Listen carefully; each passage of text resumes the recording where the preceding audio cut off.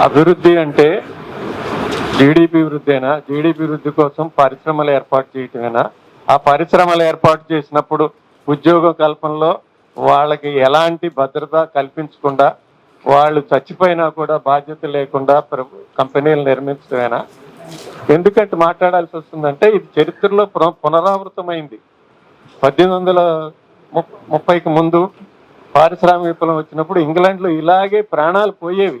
ప్రాణాలు పోయినప్పుడు కోర్టులకు వెళ్తే కోర్టులు కూడా పట్టించుకునేవాళ్ళు కాదు. అప్పుడు చట్టాలు ఉండేవి కాదు, ఎలాంటి వాళ్ళకి రక్షణలు ఉండేవి కాదు. కోర్టులో ఇది కంపెనీ యాజమాన్య వైఫల్యం వల్ల ఈ ప్రమాదం జరిగిందని నిరూపించే అవకాశం ఉండేది కాదు. తరువాత 1833లో మొదటిసారిగా ఫ్యాక్టరీ చట్టం వచ్చింది ఇంగ్లాండ్లో. ఆ తర్వాత నుంచి ఇందులో కూడా మనం గమనించాల్సింది ఏంటంటే ఈ మొత్తం కూడా కార్మికులకు రక్షణ అనేది ఉత్సవం వెనక ఆ రక్షణలన్నీ కూడా వాళ్ళు రక్తం చిందించి సాధించుకున్నవే. ప్రతి చోట మరణం తర్వాతనే వాళ్ళకి కొన్ని వెసులుబాట్లు వచ్చినాయి. 8 గంటల పని దినం ఎందుకు వచ్చింది మనకి? 1896లో షికాగోలో హే మార్కెట్లో 6 కార్మికులు బలైతే అప్పుడు 8 గంటల పని దినం వచ్చింది. ఇప్పుడు 8 గంటల పని దినం ఎప్పుడో పోయింది, 12 గంటలు నడుస్తుంది. ఇప్పుడు తెలంగాణలో, ఆంధ్రప్రదేశ్, ఇండియా మొత్తం కూడా ఇప్పుడు 12 గంటలు అయిపోయింది. ఏంటి వెనక్కిపోతున్నాం మనం? ఇంత దుర్మార్గంగా అసలు మన వ్యవస్థ సాటి మనుషుల పట్ల ఎలాంటి దృక్పథం చూపిస్తుంది? ఇంతమంది 54 మంది చచ్చిపోతే ఏం జరిగింది? తెలంగాణలో సమాజం ఏం చేసింది? చాలా చైతన్యవంతమైన సమాజం అని మనం గర్వపడతా ఉంటాం, కానీ జరిగిందా? మీకు ఒక ఉదాహరణ, ఎందుకంటే ఈ 54 మందిలో తెలంగాణకి చెందిన వాళ్ళు చాలా తక్కువ మంది ఉండటం వల్ల ఎవడో పట్టించుకోలేదు. మీకు మొన్ననే జరిగింది ఇది చిగాచి ప్రమాదం తర్వాత కనీసం 10 ప్రమాదాలు జరిగినాయి. అసలు అది ఎక్కడ లెక్కలు ఉండవు. మీకు ఏ ప్రమాదం ఎప్పుడు జరిగిందనే లెక్కలన్నీ స్టాటిస్టిక్సే దొరకవు మీకు. మొన్న వెలిమినేడు దగ్గర నాష్ ల్యాబొరేటరీస్లో ప్రమాదం జరిగి 9 మంది గాయపడ్డారు. ఒక అతను బాలకృష్ణ అనే కుర్రాడు, 30 ఏళ్ల కుర్రాడు చనిపోయాడు. చనిపోతే అప్పుడు ఊళ్ళో తీవ్రమైన వ్యతిరేకత వస్తే పత్రికల్లో రాసిన దాని ప్రకారం అతనికి ₹1.5 కోటి పరిహారం ఇచ్చారన్నారు. అసలు వీడికి ఏంటి పరిహారం ఎంత ఇవ్వాలి? పరిహారం ఎంత ఇవ్వాలి అనే దానికి ఒక పద్ధతి లేదు. ఇప్పుడు ఆంధ్రప్రదేశ్లో ఈ ప్రభుత్వం, ప్రస్తుతం ఉన్న ప్రభుత్వం అధికారంలోకి రాగానే కొద్ది రోజులకే ఆగస్టు 22వ తారీఖున పెద్ద ప్రమాదం జరిగింది. పేపర్ క్లౌడ్ ఎక్స్ప్లోజన్ అంటారు. లోపల కంపెనీ లోపలే పెద్ద పేలుడు జరిగి 17 మంది చచ్చిపోయారు, 39 మంది గాయపడ్డారు. గాయపడితే అప్పుడు ప్రభుత్వం వెంటనే ప్రకటించింది ₹1 కోటి నష్టపరిహారం అంది. గాయపడ్డ వాళ్ళకి 50 లక్షలు అంది. సో అది తక్కువ గాయపడ్డ వాళ్ళకి 25 లక్షలు అంది. అప్పుడు ఏమైంది? కలెక్టర్ కలెక్ట్ చేసుకుని ఆ చెక్కులన్నీ కలెక్ట్ చేసుకుని వితిన్ 1 వీక్ లోపల అందరి ఇళ్ళకి చేర్చారు. కలెక్టర్స్ ఆఫీస్ తీసుకెళ్లి వాళ్ళకి చేత అందజేసి ఆ చెక్కలు అందజేసి సంతకాలు తీసుకుని వచ్చారు. మరి ఇక్కడ ఈ ప్రభుత్వానికి ఏం రోగం? వీళ్ళకి అధికారం లేదా? అక్కడ సాధ్యమైంది, ఇక్కడ ఈ ప్రభుత్వానికి ఎందుకు కాదు? ఇక్కడ ఇంకొక దుర్మార్గం కూడా ఉంది. నిజంగా ప్రభుత్వం ఇవ్వాలనుకున్నదా? దిస్ మోర్ ప్రో బిజినెస్ అనమాట ఈ ప్రభుత్వం. పైకేమో ప్రజాపాలన అని చెప్తారు. 1వ తారీఖునే ప్రమాదం 30వ తారీఖు ఉదయం జరిగింది. 1వ తారీఖు డేట్తో ఒప్పందం చేసుకుని కంపెనీ 42 లక్షలే ఇస్తుందన్న ఒప్పందాన్ని వాళ్ళ కౌంటర్లో పెట్టారు చిగాచి వాళ్ళు. దాన్ని ప్రభుత్వం ప్రశ్నించలేదు, అధికారులు ప్రశ్నించలేదు. అసలు మీకు అంత తొందరగా 1వ తారీఖునే కాంపెన్సేషన్ పరిహారం గురించి ఏర్పాటు అగ్రిమెంట్ చేసుకోవాల్సిన అవసరం ఏమొచ్చింది ప్రభుత్వానికి? అంత తొందరపాటు. అసలు ఎంతమంది చచ్చిపోయారో కూడా అప్పటికి స్పష్టత లేదు. ప్రమాదం యొక్క తీవ్రత కూడా స్పష్టత కూడా లేదు. ఆ టైంలోనే పరిహారం గురించి ఎందుకు మీరు సంతకాలు తీసుకోవాలి? ఇద్దరు ఎవరితో చేశారు? అసలు అది ఒప్పందం ఎవరితో జరిగిందనేది కూడా స్పష్టత లేదు. వాడు ఇచ్చిన దానిలో కంపెనీ ఆఫీసర్ల సంతకాలే ఉన్నాయి, కానీ వేరే వాళ్ళ సంతకాలు లేవు. ఓకే, లేనప్పుడు కోర్టు ప్రశ్నించాలి కదా, ప్రభుత్వం ప్రశ్నించాలి కదా. ఎవడో ప్రశ్నించట్లేదు. మరి తర్వాత 2వ కౌంటర్లో కూడా వాడు అదే ఇచ్చాడు, ఎవరో ప్రశ్నించట్లేదు. ఏమవుతుంది ఇక్కడ? కోర్టుల్లో న్యాయం జరుగుతుందా? మన దానికోసమే మనం వెళ్తున్నాం కదా. ఎందుకు ఇందులో అంత అర్థం కాని సమస్య, తీవ్రమైన లోతైన న్యాయపరమైన అంశాలు ఏమున్నాయి? కోర్టుకి ఇంతకాలం పట్టడానికి నాకు అర్థం కాలేదు. అంత క్లిష్టమైన సమస్యనా ఇది? 54 మంది వాళ్ళు తప్పు చేసి చచ్చిపోయారా? కాదు కదా. కంపెనీకి బతకడానికి వెళ్ళారు, బతకడానికి వెళ్తే మీరు చంపేశారు. ఇంకా పైగా నీకెందుకు ఇదే ఎక్కువ అంటున్నారు. అంటే ఏంటంటే మన వ్యవస్థ అంతా దేని మీద నడుస్తుందంటే ప్రతి మనిషికి ఒక విలువ కట్టి ఒక కమోడిటీగా తయారు చేసే వ్యక్తిని మిమ్మల్ని మీరు డిస్పోజబుల్, దీన్ని అందులో ఏమిటో రిస్క్ కాంపెన్సేషన్ అని ఒక పద్ధతి అనమాట. అంటే మనం వాళ్ళ మీద శ్రద్ధ పెట్టి చేసేదానికంటే వాడిని చంపేసేసి ఇన్ని డబ్బులు ఇచ్చి వదిలించుకుంటే మనకి చౌక కంపెనీకి అనేటువంటి ఆ బలమైన వాదన ఇంకా 21వ శతాబ్దంలో కూడా మన రాష్ట్రంలో కొనసాగుతుందంటే మన అందరం సిగ్గుపడాల్సిన విషయం కాదు, ఒక సమాజంగా తలదించుకోవాల్సిన విషయం కాదు. అవునా కాదా? అదే పాశ్చాత్య సమాజాల్లో అవి ఎన్ని చేసినా కూడా సమాజం నిలబడి కార్మికులకు అండగా నిలబడి చట్టాలు తెచ్చింది. నాకు తెలిసినంత వరకు ప్రతిసారి రక్తం చిందించిన తర్వాతే సమాజం రియాక్ట్ అయిన తర్వాతే చిన్న చిన్న మార్పులు వచ్చినాయి.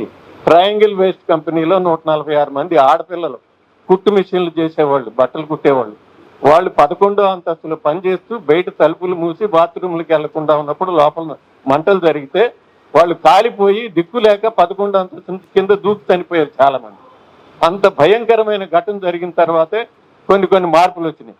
సినిమా హాల్లో మీరు చూస్తారా, తలుపులు వేస్తే తలుపులు బయటికి తెరుచుకుంటాయి కానీ లోపలికి తెరుచుకోవు. అది లోపలికి తెరుచుకునే తలుపులు ఉన్నప్పుడు ఏమైందంటే ఇంగ్లాండ్లో ప్రమాదం జరిగినప్పుడు వీళ్ళు పరిగెత్తినప్పుడు తలుపులు ఇంకా మూసుకుపోతాయి. అందరూ తొందరలో ఉంటారు కనుక తలుపుని తోసినప్పుడు తలుపు మూసుకుంటుంది కానీ తెరుచుకోదు. ఆ ప్రమాదం జరిగిన తర్వాతే ప్రతి హాల్కి మీరు తలుపులు బయటికి తెరుచుకునేట్టుగానే కట్టాలి అని చెప్పి నియమం వచ్చింది. అంటే ప్రతి దాని వెనుక ఎవరో ఒకరు ప్రాణం బలైతేనే వచ్చినాయి మార్పులు వచ్చినాయి. ఆ చిన్న చిన్న విషయాలు కూడా. ఇంకా మన దౌర్భాగ్యం ఏంటంటే ఇంజనీరింగ్ చదువుకుని ప్రభుత్వ ఉద్యోగం చేస్తూ అధికారాన్ని చెలాయించే ఫ్యాక్టరీ ఇన్స్పెక్టర్లు కానీ పొల్యూషన్ కంట్రోల్ బోర్డు ఇంజనీర్లు కానీ అసలు కార్మికుల పట్ల, ప్రజల పట్ల, ఉద్యోగుల పట్ల ఎలా వ్యవహరిస్తున్నారు? వాళ్ళు ఎంతసేపు ఇన్స్టిట్యూషనల్ మాల్ఫీసెన్స్ తమను కాపాడుకోవటమేనే కానీ వాళ్ళకి న్యాయం జరగాలనేటువంటి ఆలోచన వాళ్ళకి ఎప్పుడు కనపడుతున్నారు. మొన్న ఈ మధ్యనే నేను అడిగాను డైరెక్టర్ ఆఫ్ ఫ్యాక్టరీస్కి ఫోన్ చేసి, అయ్యా మీరు అక్కడ ఇంతమంది ఇన్ని ప్రమాదాలు జరిగినాయి కదా ఈ మధ్య, ఆ ప్రమాదాల గురించి ఏ సమాచారం మాకు తెలియదు, ఊరికినే పేపర్లో రాస్తారు ఇక్కడ పేలింది అంటారు. ఎందుకు పేలింది, ఏం చేస్తుండగా పేలింది, ఈ సమాచారం ఉండాలి కదా. ఒక కంపెనీలో మళ్ళీ ఇటువంటిది పునరావృతం కాకుండా ఉండాలి కదా. నేను అధ్యయనం చేసిన 2020 నుంచి చేసిన దానిలో ప్రతి చోట అదే ప్రమాదం పునరావృతం అవుతోంది. అంటే ఆ నాలెడ్జి వెళ్ళటం లేదు, దానికి సంబంధించి వెంటనే చర్యలు తీసుకోవట్లేదు. అదే పని చేసేవాళ్ళు ఇంకో కంపెనీలో మీరు ఇది చెయ్యొద్దు అని చెప్పి సర్క్యులర్ ఇవ్వటం లేదు. అది ఏమంటాడో తెలుసా, మేము కోర్టులో కేసులు వేస్తాం కదా, సమాచారం బయటకు ఇస్తే తర్వాత వాళ్ళు ఎదుర్చినప్పుడు కౌంటర్. అదేంటి, ఎక్కడైనా ప్రపంచంలో ఎక్కడ ప్రమాదం జరిగినా దాని సమాచారం మనకు దొరుకుతుంది. మా ఇంట్లో కూర్చుని ఇంటర్నెట్ మీద నేను కలెక్ట్ చేసుకోవచ్చు. కానీ మన దేశంలో, మన రాష్ట్రంలో జరిగేది ఏదో నాకు తెలియదు. ఇది ఎట్లా జరిగింది ఆ ప్రమాదం, ఏ రసాయన ప్రక్రియ చేసేటప్పుడు జరిగింది అంటే లేదు. పత్రికలు కూడా అడగవు, పేలింది అంటారు, ఏదేదో రాసేస్తారు. ఎందుకంటే వాళ్ళు అడిగే వాళ్ళకి కూడా ఏం అడగాలో తెలియదు.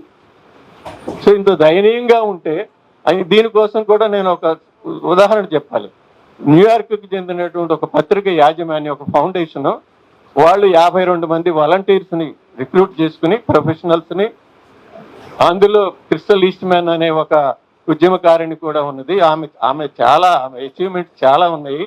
ఆడవాళ్ళ ఓటు హక్కు దగ్గర నుంచి సివిల్ లిబర్టీస్ దగ్గర నుంచి అన్నిట్లో ఆమె పాత్ర ఉన్నది. వాళ్ళందరూ కలిపి పిట్స్బర్గ్లో ఈ కార్మికుల మరణాల గురించి, అందులోనూ అక్కడ కూడా ఇక్కడ మనకి వేరే రాష్ట్రాల నుంచి వలస వచ్చి ఎట్లా చచ్చిపోతున్నారో, అక్కడ పిట్స్బర్గ్లో పరిశ్రమల్లో ఇతర యూరోప్ దేశాల నుంచి ఇక్కడ ఏదో బాగుపడదామని వచ్చి ఇమ్మీడియట్గా ఉద్యోగాల్లో చేరి శవాలైపోయేవాళ్ళు. వాళ్ళు ఇంటి దగ్గర అప్పులు చేసి ప్రయాణం చేయడానికి వచ్చి అప్పు తీరకుండానే వీళ్ళు చచ్చిపోయేవాళ్ళు. వాళ్ళకి పిల్లలు ఉండేవాళ్ళు, వాళ్ళ పిల్లల పోషించ కోసం భార్య ఎవరో మళ్ళీ ఆమె ఉద్యోగం చేయాల్సి వచ్చేది. అట్లా అంత జరుగుతున్నప్పుడు వీళ్ళు వాటన్నిటిని సర్వే చేసి ఏడాది పాటు దాని 9 నివేదికలు తయారు చేసింది సివిల్ సొసైటీ అక్కడ. అందులో వర్క్ లా అండ్ ఇంకోటి సరిగ్గా గుర్తు రావట్లేదు నాకు, అది వర్క్ యాక్సిడెంట్స్ అండ్ లా అని చెప్పి ఒక రిపోర్ట్ రాసింది. ఆ రాసిన తర్వాత అప్పుడు ప్రభుత్వంలో చలనం వచ్చి, సమాజంలో చలనం వచ్చి చట్టాలు వచ్చినాయి అక్కడ. లేకపోతే ఎవడో పట్టించుకునేవాడు కాదు. కానీ మన దగ్గర మనం ఎందుకు చేయలేకపోతున్నాం? 54 మంది భోపాల్లో అంతమంది చచ్చిపోయారు. ఏమైంది? మన దగ్గర ప్రపంచం అంతా మార్పు వచ్చింది కానీ సేఫ్టీలో మన దగ్గర ఏం లేదు. ఊరిని కాగితాల మీద మార్పులు చేశారు కానీ యాక్చువల్గా పని దగ్గర ప్రమాణాలు పాటించడం అనేది లేదు. అసలు సేఫ్టీ ఎడ్యుకేషనే లేదు ఈ దేశంలో. ఆ సేఫ్టీ ఎడ్యుకేషన్ ఇంపార్టెన్స్ అనే అనుకోవట్లేదు ఏ ప్రభుత్వం కూడా. నాకు మీకు చెప్తాను, ఒకసారి ఈస్ట్ కంట్రీకి ఒక యూనివర్సిటీ నుంచి విజయ్ గొల్లా అని చెప్పి ఒక తెలుగు అతనే అక్కడ సేఫ్టీలో ఎడ్యుకేషన్లో చదువుతున్న అతను అసిస్టెంట్ ప్రొఫెసర్ వచ్చినప్పుడు అన్నాడు, మేము ఇక్కడ కూడా ఏదైనా స్టార్ట్ చేస్తామండి అంటే ఒక ఎడ్యుకేషనల్ ఇన్స్టిట్యూట్ అని చెప్పి ఒక చోటగా విజ్ఞాన జ్యోతి ఇన్స్టిట్యూట్కి తీసుకెళ్ళాను నేను. అక్కడ ప్రిన్సిపల్ తెలిస్తే వాళ్ళు అక్కడికి వెళ్ళి దీనిలో డబ్బులు ఏమి రావని చెప్పేసి వాళ్ళు అసలు ఏమి ఇంట్రెస్ట్ చూపించలేదు. ఎందుకంటే మనకి డొనేషన్లు కట్టి చదివే డబ్బులు అయితే ఆ కోర్స్ అయితేనే చేస్తారు, లేకపోతే చేయరు. సమాజానికి ప్రైవేట్ యూనివర్సిటీలు అంటే అక్కడ వాళ్ళ వ్యాపార అవసరాలకి వాళ్ళ సామాజిక అవసరాలకి కావాల్సిన వాళ్ళని తయారు చేసుకోవడానికి వచ్చిన ప్రైవేట్ యూనివర్సిటీస్ అక్కడ. ఇక్కడ ప్రైవేట్ యూనివర్సిటీ అంటే ఏడాదికి ఎన్ని కోట్లు జేబులో వేసుకోవచ్చు, ఎలాంటి రిస్క్ లేనటువంటి వ్యాపారం అయిపోయింది. అందువల్లనే మన విద్య ఇంత దరిద్రంగా తగలబడింది. దానికి మనం గొప్ప ఏం చెప్పుకుంటున్నాం, అమెరికా నిండా మన ఇంజనీర్లు వెళ్ళారు, అట్లా ప్రైవేట్ విద్య వచ్చినందు వెళ్ళారట. ఆ టైం అయిపోయింది కదా, అది షార్ట్ బబుల్. అది is now already that option is closed now. ఈ ప్రైవేట్ కాలేజీలన్నీ ఒకటి మూతపడిపోతున్నాయి. ప్రాథమిక విద్యను వదిలేసేసి ఇంజనీరింగ్ విద్య మీద 600-700 కాలేజీలు కట్టారు.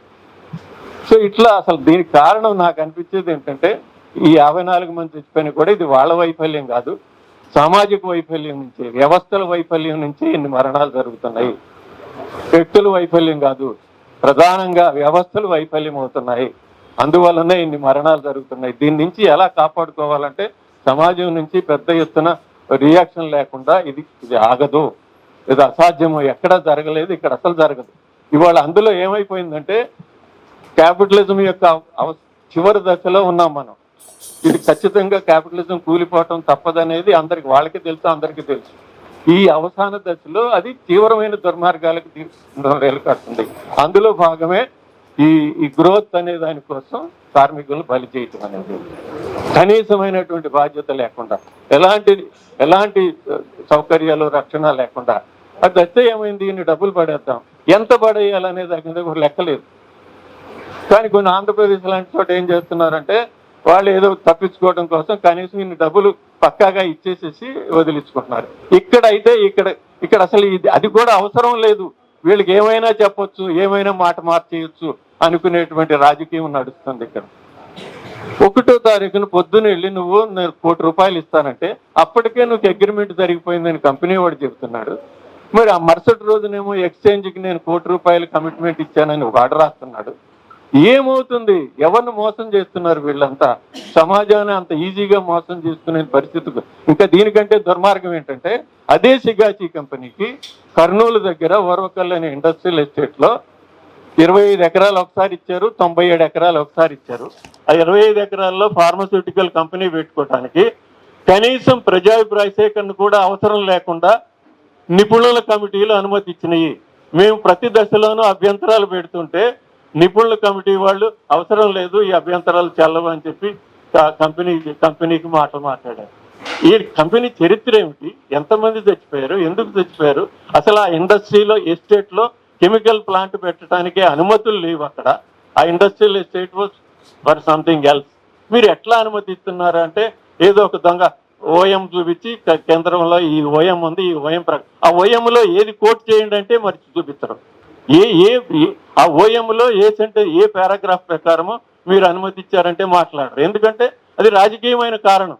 ఆ కంపెనీకి వాళ్ళు ఫేవర్ చేస్తున్నారు, they decided to give them. అక్కడ 1000 కోట్లు పెట్టుబడి పెడతాడట, ఇక్కడ కార్మికులకు ఇవ్వడానికి వాడి దగ్గర రూపాయి లేదు, ఇవ్వలేనంటున్నాడు. అక్కడేమో 1000 కోట్లు పెట్టుబడి పెడతాడని చెప్పి ఆహ్వానించి మరి ఇలాంటి అనుమతులు, ప్రజలతో సంబంధం లేకుండా అనుమతులు ఇస్తున్నారు. ఏమవుతుంది అసలు రాజ్యాంగం మన అందరికీ జీవించే హక్కుని ఇచ్చిందా, ఇవ్వలేదా? ఆ జీవించే హక్కుని కాపాడే బాధ్యత ఎవరిది, ప్రభుత్వందా కాదా?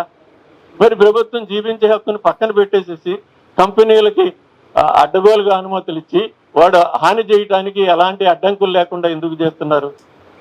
ఎట్లాగా హాని చేయొచ్చు కదా, చంపేశారంటే హాని చేయటమే కదా. మరి జీవించే హక్కును పోయింది కదా, మరి ఆ జీవించే హక్కును మరి ఎందుకు కాపాడాల్సిన ప్రభుత్వం ఎందుకు చేస్తుంది? దీన్ని ఎవరు అడగాలి, ఎవరు దానికి సమాధానం చెప్పాలి? ఎట్లా చేయగలుగుతున్నారు ఇంత దుర్మార్గంగా? సో ఇట్లా ఎన్నైనా ఉన్నాయి చెప్పుకోవటానికి, భయంకరమైన పరిస్థితులు ఉన్నాయి. ఇది ఎంతకాలం నడుస్తుందో నాకు అర్థం కావట్లేదు. ఈ ఎకనామిక్ లిబరలైజేషన్ అనేది ఈ పరుగు అసలు ప్రకృతి విలపిస్తోంది. ప్రకృతిలో మనకు లేదు, ఈ నాగరిక సమాజాన్ని నిలబెట్టగలిగినటువంటి కెపాసిటీ ప్రకృతి కోల్పోతోంది అనే విషయం ఎవడికి సైన్స్ లో ఉన్నాడికి కూడా అర్థం కావట్లేదు. తెలిసినా తెలియనట్టు ఉంటున్నారు. నాకు గడిచిపోతుంది కదా అంటున్నారు.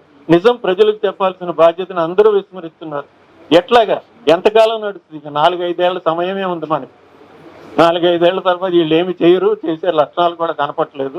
ఇవాళ యూరప్ లో పరిస్థితులు ఏంటి? రోడ్లు పగిలే ఎండలు అట్లా ఉన్నది అక్కడ. యూరప్కే దిక్కు లేదు వాళ్ళకి. మొన్న పొద్దునే చదివాను అక్కడ. అసలు ఎంత వేడంటే వాళ్ళు దుప్పట్లు కప్పుకుని దుప్పట్ల మీద నీళ్లు పోసుకుని పడుకుంటున్నారు. మళ్ళీ ఆ 2 గంటల్లో ఆరిపోతున్నాయంట. మళ్ళీ వెంటనే మళ్ళీ వెళ్ళి నీళ్లు పోసుకుని పడుకుంటున్నారు. ఎట్లా అంత పరిస్థితి యూరప్లోనుంటే మన దగ్గర ఎలా ఉండబోతుంది? ఇదంతా కూడా సోకాల్డ్ బ్యాడ్ డెవలప్మెంట్ మోడలే కదా ఇవాళ ప్రకృతి వైపరీత్యాలు జరగడానికి.